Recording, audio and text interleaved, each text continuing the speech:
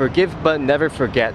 これはシンガポール初代首相のリー・クワンユーのあまりに有名なセリフですが、どういうことかというと、日本軍がやったことは忘れはしないけど許そう、シンガポールの発展のために許そうっていう意味です。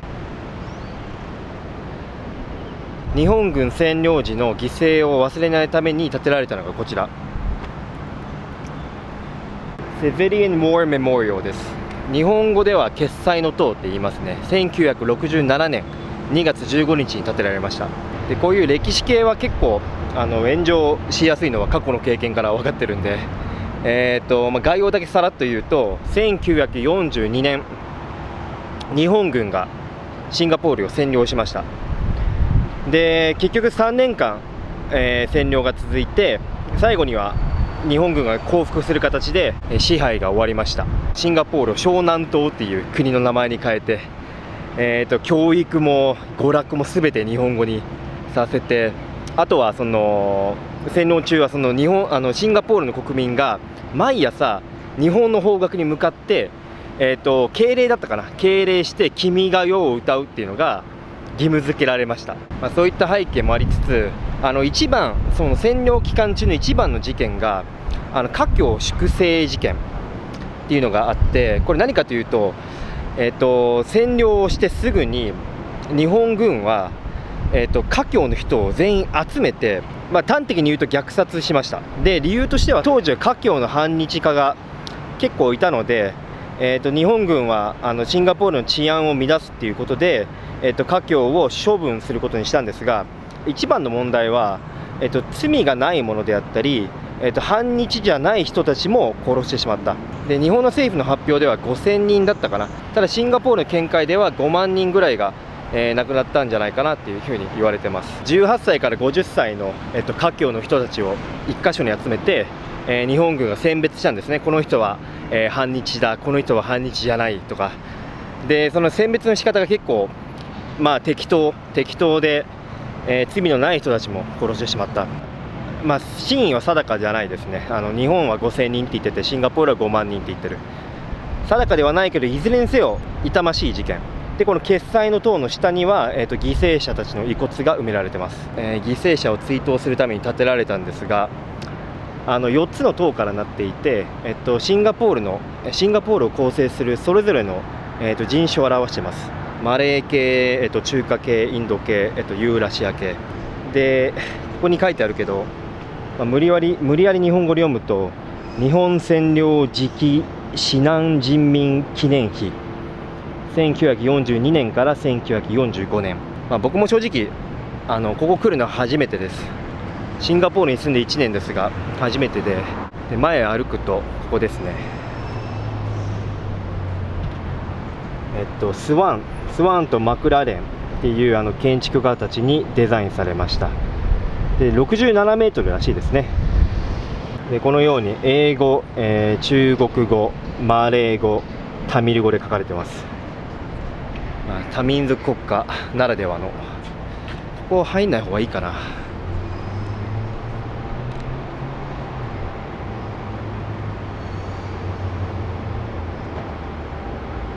This memorial was erected by the people of Singapore through the efforts of the Chinese。 とりあえずぐるっと回りましょうか。でも本当に誰もいないですねマリーナベイサンドすぐそこに見えるんですが、結構静かな公園、誰もいない。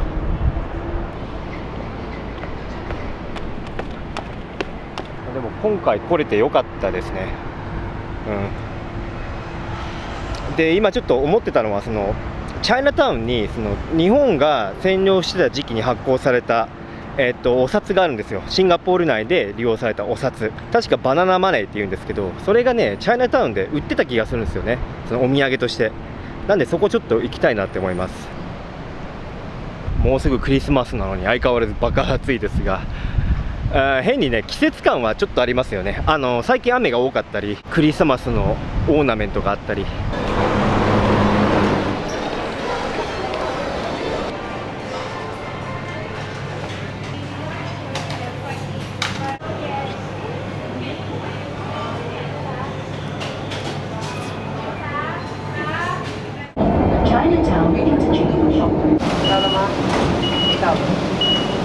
はい、着きましたね、チャイナタウン。僕がおそらくシンガポールで最も出没する場所です。とにかくね、活気があって好きですね。で、ここの駅出たまっすぐのホーカーズにその当時使われていたお札がね売ってたと思うんですよ。こういう地面に座って靴を磨いている人もいたり、200円から500円ぐらいで多分それぐらいできる。結構ね、近代国家らしからぬ風景が残ってますね。お年寄りが多いです、圧倒的に。で、あんまりね、この辺は観光客来ないから昼間からビールを飲んだり、なんかテーブルゲーム遊んだり、おじいさんたちが、憩いの場所として来るところですね。で、あった Very interesting collections。 あれ閉まってるのかな。ここにねあったと思うんですよ。ああ、やってないな。今来るの遅かったのかな。いつもねここで売ってるんですよ。ちょっと探そっか。なんか中国のなんかボードゲームやってますね。コーヒー飲みながら。これがね人生ですよ、本当に。老後の人生をみんなね楽しんでる感じで、中には多分その占領時代を生き抜いた人もねいると思う。あったありましたね。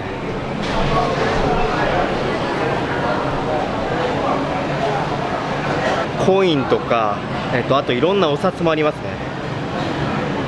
おお、すごい。アフガニスタンのお金だって。いろんなねお札売ってます。日本時代あるかな。バナナマネーとかそんな感じなんですよ、名前が。Do you know where the banknote from the Japanese occupation is? Japanese occupation in Singapore. The old Singapore note. Oh yeah. That one. Okay, thanks. Oh, I found it. Thank you. ありましたね。Japanese government って書いてあって、バナナの木かなが描かれてますね。見たことないって人も多いんじゃないですかね、これ。値段書いてないな。交渉制かな、もしかして。シンガポールであんまりないですね、こういう交渉制のお店は。What is the price for the banana? $5. Can I get one?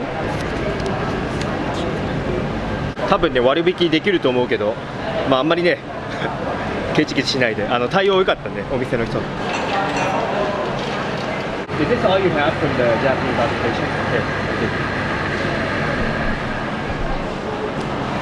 Okay. 買いました。こういうお土産っぽいものを購入するの初めてですね。The Japanese government promises to pay the bearer on demand. $10. $10。これが日本政府が発行した、占領時代に発行したお札ですね。実質3年しか使われてません。で、裏面はこんな感じ。かなりシンプルで可愛い感じですね。なんでバナナなんでしょうね。なんか理由はありそうですけど、このホーカーズの2階に上がってきました。1階より人が少ないんで、雨も降ってないし。今回ね行きましたが、その記念碑に行きましたが、やっぱり耳に痛いですよね。大量のたくさんの華僑の人たち、華僑だけじゃなくてシンガポール人を、殺めてしまって、こういう歴史があるにもかかわらず、シンガポールって9割ぐらい調査があって、9割以上の人が日本に対していい印象を持ってるんですよ。これ結構すごくないですか。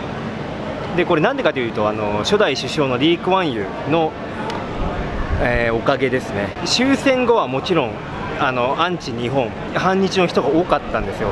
だけどそのリー・クワンユーは、この動画の冒頭でも言ったけど、許せないけど、忘れてはならないけど許そう、そんな感じのセリフを言って、国の発展のために日本と経済関係を結ぶべきだっていうふうにリー・クワンユーは考えて、それを実行に移して、占領から50年ぐらい経った今、ほとんどのシンガポール人がいい印象を持っていて、で実際に日本に旅行行くシンガポール人もすごく多くて、めちゃくちゃ多いですよ。